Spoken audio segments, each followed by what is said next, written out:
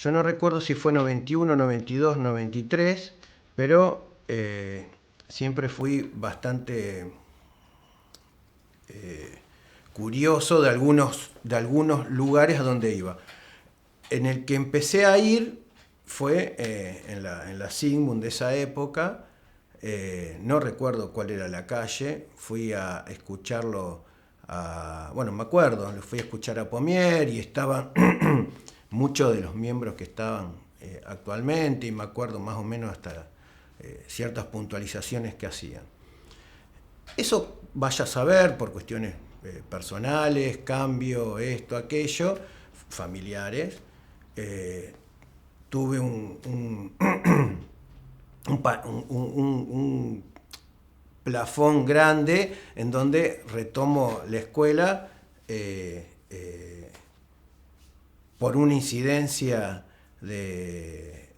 bueno, fue justo de Georgina, que me dice, venía a escucharla a Guillermina Díaz en un seminario que era a nombre propio, y me gustó el seminario. Es más, la otra vez en la fiesta se lo dije a Guille, que era las formaciones dentro del análisis. Y bueno, y eso, vamos a decir, la invitación, uno tiene una invitación, el punto es por qué uno se queda. La historia es el por qué uno se queda. Yo diría que eso fue una cuestión que a mí me atrapó. Inclusive yo, obviamente, no sé si tan obviamente, pero estaba en análisis con un analista que no pertenecía a la escuela. Guillermina trabaja las cuestiones de las formaciones, de los sueños dentro del propio análisis, digamos, vamos a decir así, ingresando la figura del analista, y recordé un sueño en ese momento que yo había tenido en esa situación, que se me había transformado en chiste dentro de la sesión. Bueno, eso fue lo que también a mí me hizo pensar que había una cuestión muy importante, que es la transmisión de trabajo. Digamos, la cuestión libidinal de la transferencia. Digamos, había una cuestión transferencial que después se me fue disparando con otros miembros, a los cuales obviamente conocía. Esa es la historia personal mía. Yo creo que hay también una pregunta que habíamos realizado nosotros, que era la historia de la fundación de la Sigmund. Creo que también hay que situarlo como algo verdaderamente importante, porque si uno piensa 45 años atrás, la situación del país calculo que si uno dice la necesidad, bueno, yo creo que había un deseo en el yo fundo ahí. También habría que preguntar, porque una cosa es fundar y otra cosa es cómo haces aprensible, cómo seguís sosteniendo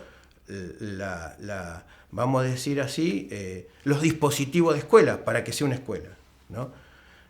Y no un grupo de lectura, un grupo de estudio, un agrupamiento, una comida de analista o digamos, analista en título, ¿no? A mí me parece que eso es muy importante. Otra de las cuestiones que me sostuvieron es el armado del cártel al cual vos participás. Está Claudio, bueno, estaba en un momento, estuvo Adriana Zanón, después Adriana decidió correrse, y llamamos a un más uno, que es Ricardo Díaz Romero, y que indudablemente, continuando con esto que había dicho, que era la transmisión de trabajo, que no es ni más ni menos que hacerse preguntas e ir elaborando y dando vuelta en torno a esas preguntas, tocando vamos a decir así, la singularidad o la formación de cada uno. Empezó a salir algunos textos hiper importantes. Uno era historia desde Freud, historia del movimiento psicoanalítico, en donde Freud puntualiza una, no me acuerdo de quién era la, digamos, pone ahí como primera frase una frase, un adagio, en donde dice, se tambalea, pero no se hunde. Yo creo que eso es muy representativo. Ese trabajo que fuimos haciendo y fuimos preguntando y fuimos cuestionándonos, también devino bueno, este dispositivo, que es un dispositivo de transmisión, claramente de transmisión, en el cual hasta nos hace poner en acto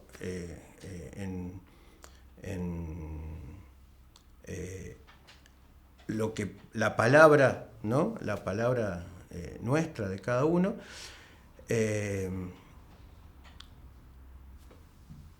Pero también, ¿cómo se va formando esto? Porque el más uno, Ricardo en un momento dice, hay que trabajar la proposición. Ah, mira vos, sí la sabemos. ¿Para qué? No sé. Bueno, vamos a ver la proposición, a ver qué pasa con la proposición. Bueno, y uno la lee. Y también sitúe la cuestión histórica. Esto es una proposición del 67.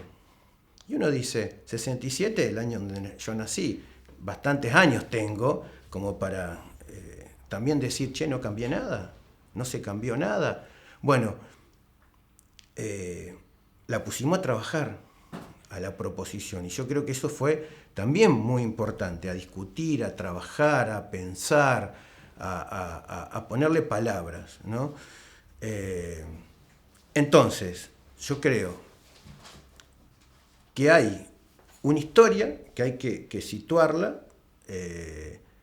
pero también es cierto que esa historia, no sé si de poder decirlo como formato, ¿no?, de lo que es el psicoanálisis, también es un advenir, y en ese advenir, en un prematuro futuro que nunca termina de inscribirse ni de ser, me hizo también pensar las cuestiones y que me dieron pie a las cuestiones de por qué soy participante. Y yo creo que las cuestiones de formación, como dije antes, los lazos de escuela, porque también es una institución, aunque es una institución que empuja la formación, ¿sí? Y el lugar donde uno puede poner la palabra en las cuestiones clínicas. Por ejemplo, yo ahora estoy participando en una sección clínica donde uno va comentando sus casos. Bueno, yo creo que esas fueron las tres patas, si no mal recuerdo, de la entrevista de por qué iba a ser participante. Bueno.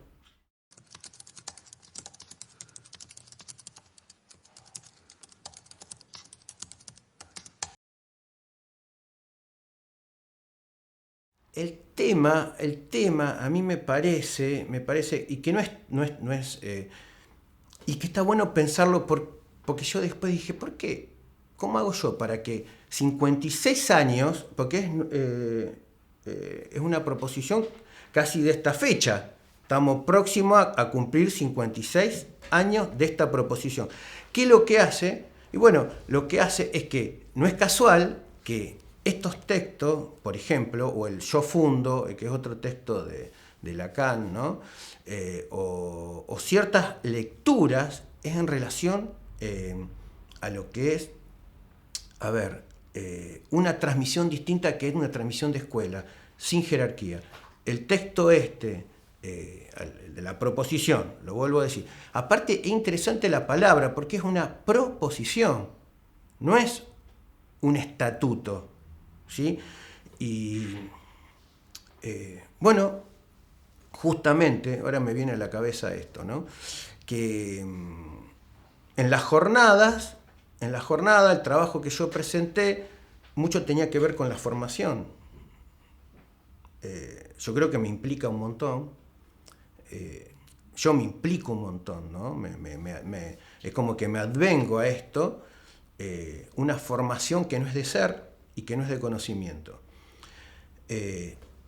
Vos me preguntabas qué gran diferencia. Yo creo que una gran diferencia es eso de lo que no hay jerarquía. Que vos podés poner un estatuto, porque si no sería una anarquía, y tampoco estamos pensando eso. Pero prima los grados. Los grados, y ahí está la pregunta que vos me hiciste, y yo me la vivo preguntando, porque soy participante. Y no podría decir, estoy cómodo. No podría decir eso, ¿no? Porque me lo vivo preguntando. Hay algo ahí que insiste. Las diferencias me parece que tienen que ver, cuando leí este texto, el tema de la diferencia entre la jerarquía y los grados, ¿no? Por decirlo de alguna manera. Y eso tampoco nos deja a salvo. Porque que uno suponga, bueno, hay grados, ¿sí? AE, AME, miembro, participante, asistente, los grados que uno quiera ponerle, no sé, qué sé yo, el que más uno...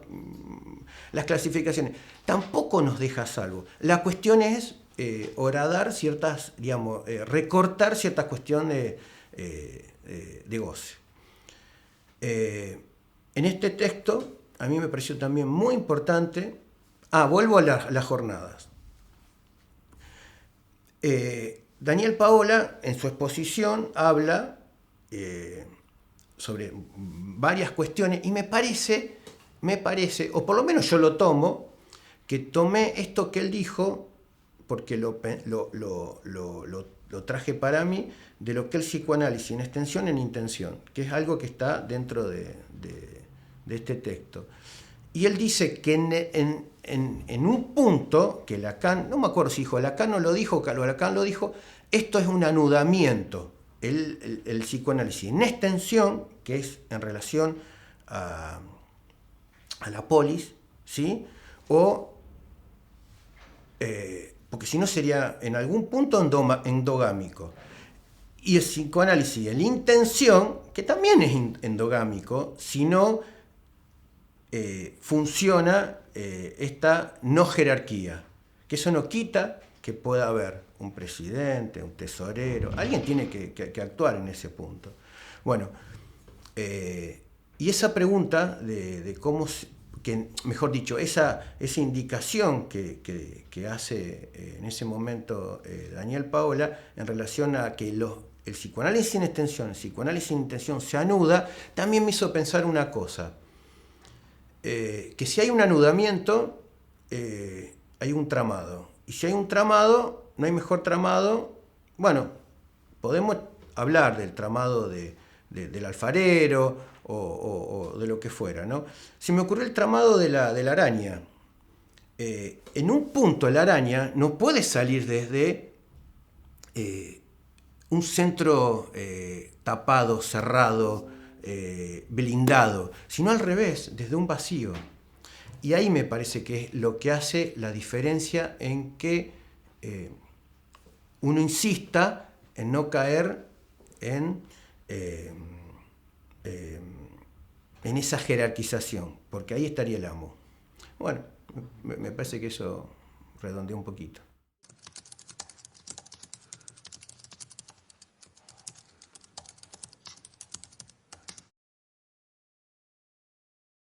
Yo creo que, bueno, hablar de lo real es tomar la palabra. Es justamente eso, tomar la palabra. Agarrar lo real, vaya a saber, no tengo ni la menor idea, ¿no?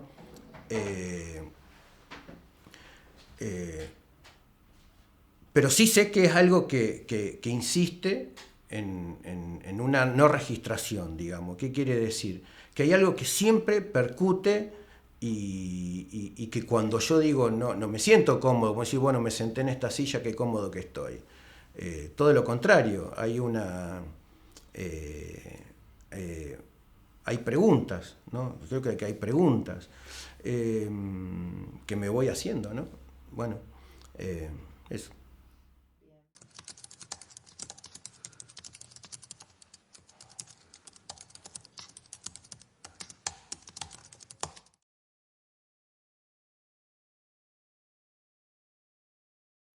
Si es una utopía. Mira, yo creo que la traducción que podemos hacer dentro de la formación en una escuela de psicoanálisis, la utopía tiene que ver con el sinsentido. Lo pensé como un sinsentido. Porque uno puede en algún punto imaginar, inclusive tiene la responsabilidad subjetiva de hablar y de simbolizar, pero no deja de ser algo de lo que yo dije en relación a lo real, esta insistencia de no inscripción. Hay muchos mitos con respecto a la ciudad utópica de Tomás Moro, bueno, pero uno puede pensarlo de mil maneras también, ¿no? Bueno, pero creo que es eso. Tienen que ver la palabra utopía, yo la tergiverso, la pienso, la traduzco en esto de el sinsentido.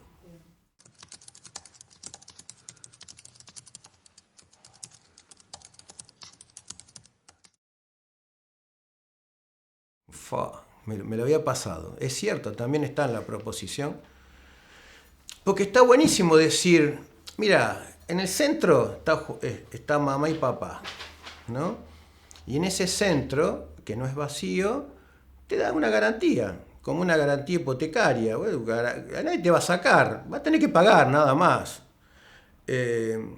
Justamente no es una garantía de sí mismo, es una autorización, bien lo dijiste vos, una autorización de sí mismo, pero una autorización no como Zaratustra, ¿no?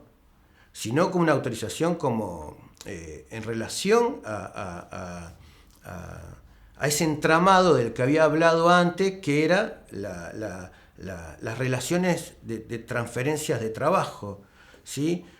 Porque nadie te puede tocar con el dedito la frente y decir ya sos analista. En verdad, voy a decir una cosa, a veces sos, a veces no sos, digamos, a veces estás ahí y creo que eso es lo más válido, eso me parece que es muy válido, digamos, de poder trabajar y de poder pensarse con esa atención, una atención flotante también, ¿no? Bueno, hice un popurrí.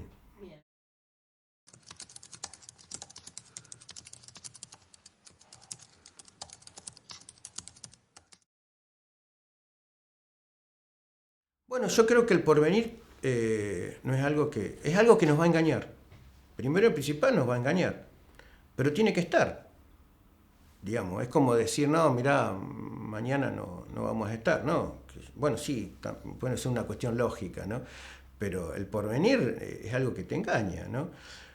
No nos debemos también horadar, sino también estamos ahí, digamos, ¿qué quiero decir horadar? Deberemos recortar eso, porque si no nos sumamos a un porvenir ilusorio, ¿no? Freud ponía la iglesia y el ejército, qué sé yo, podés sumarle a cualquier otra cuestión. El discurso capitalista también podemos ponerlo como un porvenir. Es decir, bueno, en el final de la, digamos, en el producto, bla, bla, bla, del discurso capitalista, ahí va a estar la oferta y demanda ecuánime y justa. No. Pero sí, claro que, va a haber, que entiendo que hay un porvenir, pero creo que hay un porvenir en relación a esto de lo que venía hablando, de un psicoanálisis no institucionalizado, aunque tiene que haber una institución, un psicoanálisis que no históricamente presente, aunque tiene que tener una historia, y creo que el porvenir tiene que ver con eso, con una continua formación. Recién estaba escuchando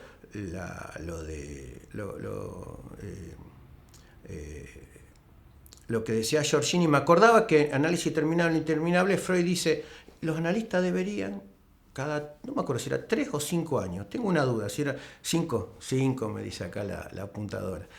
5 años deberían retomar su análisis, claro, tal cual, no llegás no llegás a la orilla. Y ahí también hay un porvenir, qué sé yo, porque tampoco está, digo, en este sentido, sí, bueno, no hagamos nada, no, al revés, trabajemos en esta conformación, en esta como había dicho antes, en esta trama de araña, ¿no?